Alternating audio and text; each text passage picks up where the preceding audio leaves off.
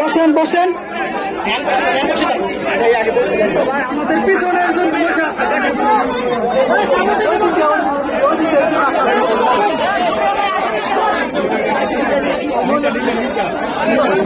আরেকটু পিছন না প্লিজ, আরেকটু পিছন।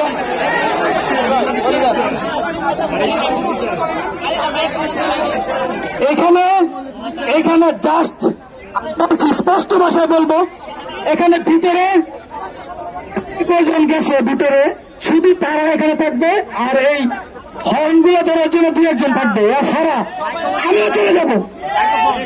প্লিজ প্লিজ আপনি সাইড হন।